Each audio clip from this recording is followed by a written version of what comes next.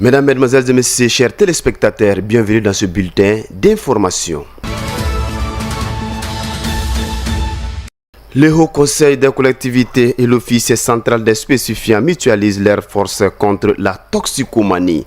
Dans une démarche inédite visant à renforcer la lutte contre la toxicomanie au sein des collectivités territoriales, le Haut Conseil des collectivités et l'Office central des spécifiants ont procédé hier lundi 10 mars 2025 à la signature d'une convention de partenariat.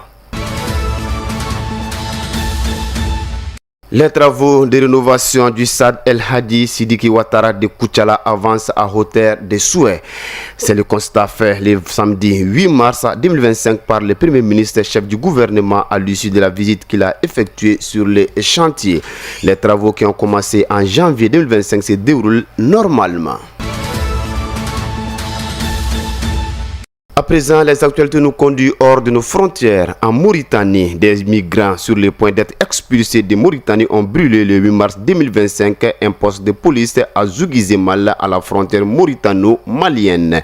La Mauritanie est un point de départ pour de nombreux migrants pour tenter de rejoindre l'Europe en prenant la mer. Depuis plusieurs jours, le pays a engagé une campagne d'arrestation et de refoulement des migrants.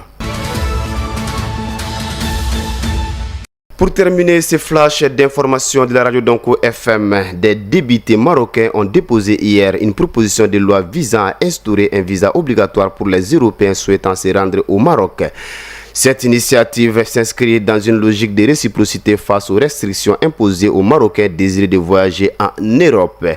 Actuellement, ces derniers doivent obtenir un visa Schengen, procédure jugée longue, coûteuse et incertaine.